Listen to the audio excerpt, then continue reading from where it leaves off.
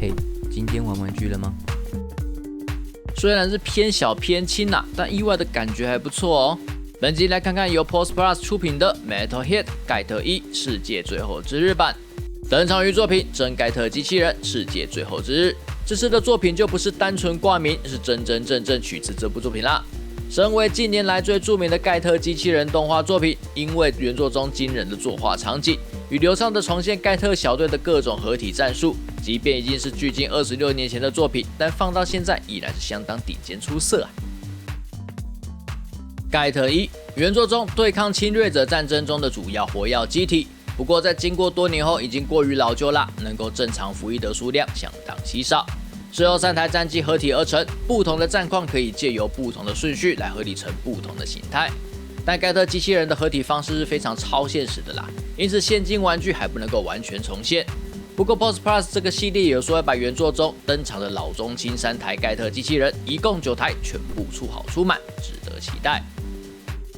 这个产线是 Pulse Plus 的新产线，高度上会比较小只，大约是21公分。是合金完成品，重量集中在下半身，但 Pulse Plus 的商品的重量也不会太重啦，大概就是这么重。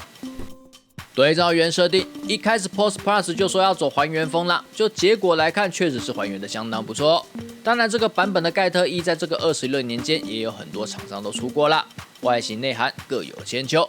先无论万代超合金魂版比较古早，以及千纸链还有 Sky Studio 2家本来就是大魔改风格。走偏向还原风的 SR 超合金、Breezeway 还有 Pulse Plus 3家，外形比例我都觉得抓得相当不错。全机涂装，不过主色红色是亮面啦，所以那个看起来胶感会比较重，但整体的涂装相当工整，并没有发现溢气的状况。不过臂刃还有耳朵两边的角使用单纯银漆有点可惜啦，若采用金属漆的话，应该会提升一些质感哦。胸部的盖特线区块是用内部机械刻画加上外层透明零件来呈现。可惜的是，重要的面部单纯是涂装啦，若这边也可以用透明绿色零件就好了。世界最后之日版的盖特特色就是那个水桶腰不过本款毕竟是还原取向，所以并没有太过强化这个部分。头部两边的角还原比较像是矩形的造型，但有一点可惜的是内侧并没有用其他的颜色来做涂装。另外身上的刻线也保持原设定，只有几个地方才有。比较意外的是，腰带中间有还原盖特熊驾驶舱打开的位置哦，虽然只是一条刻线头颈部是分件，颈部的左右转会比较不好操作，幅度也比较受限。不过根部是球形关节，所以可以倾斜。头部转动没有妨碍，也能够倾倒。上仰的幅度因为有额外的关节，加上颈部也有提供一定的幅度，所以范围相当的大。有趣的是，颈部前端也提供了一个关节哦，所以可以很巨大幅度的低头。躯干是3节式，水平转动靠下方的关节，但是因为下腹部有做展开的设计，所以可以360度转动哦，也能够左右的倾倒。前后弯曲上胸的关节就会参与到了，而下腹部的展开机构对向前弯腰的幅度也有很大的帮助哦。手臂可动有牵涉到上胸结构，转动是齿轮关节，段位还蛮多的。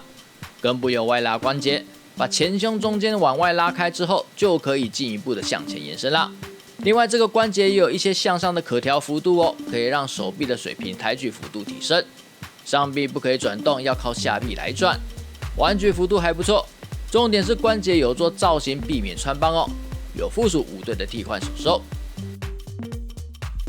髋部是齿轮关节，虽然范围局限但腿部下拉之后，配合顶部的零件转动，向前抬举就能够超过90度啦。同样，水平抬举也能够达到90度。这个关节跟隔进谷底铁金刚的设计很像哦，算是个改良版。大腿本身可以转动，膝盖是齿轮关节，虽然只有一段关节，但是幅度可以超过90度。脚掌的整体活动度还算不错哦，前脚掌有一段关节。另外有附属脚底的止滑贴片可以使用。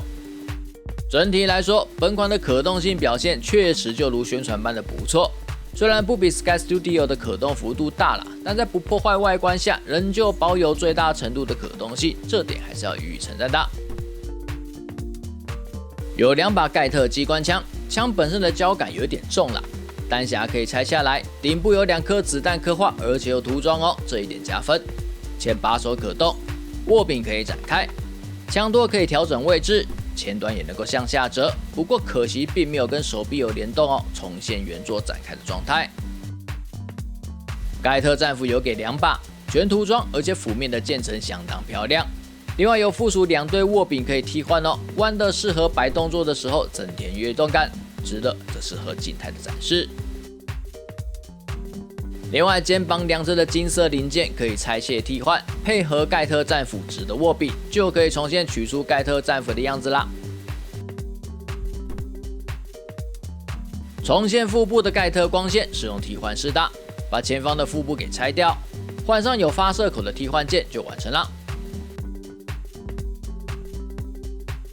盖特飞翼有附属2种，虽然叫做飞翼，但实际上是斗篷披风哦。一种是平时的披风形态，周边有铁丝可以调整披风的造型；另一种是大面的斗篷造型，尺寸比预想的还大上不少哦，周边也有铁丝可以调整造型。安装飞翼有点麻烦啦，首先要先把前胸给拉开，左右胸跟手臂往前拉到极限，后方中间原本的零件移除，再把整个头颈部给拆掉，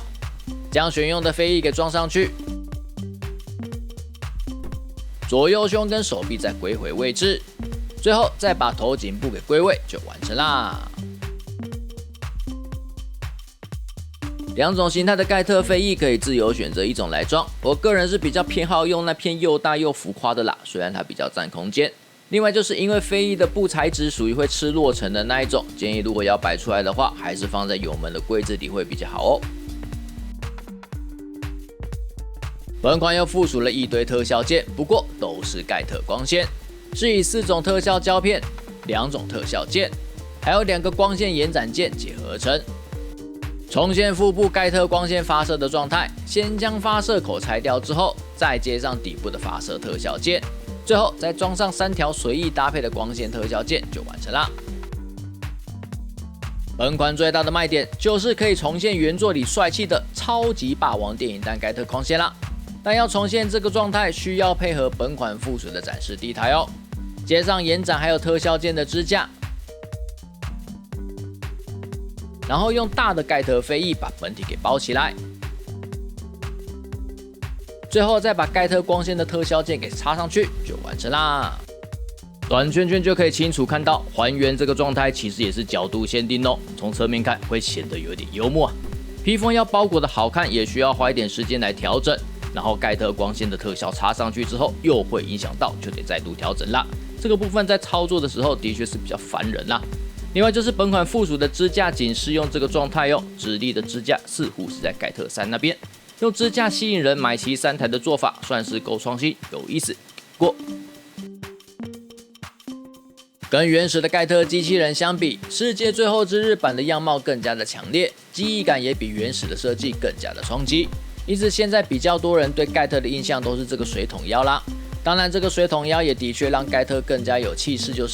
所以说世界最后之日这部作品在各方各面的确对盖特这个 IP 有很深远的影响哦。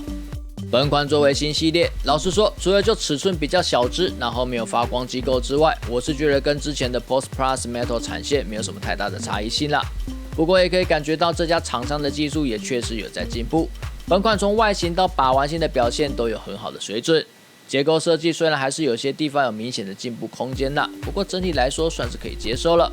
虽然没有 Sky Studio 的那种量大管饱，也没有 Breezeway 的那种饱满充实，但却也找到属于这个产线的自我定位，感觉之后的盖特机器人们是可以期待一下啦。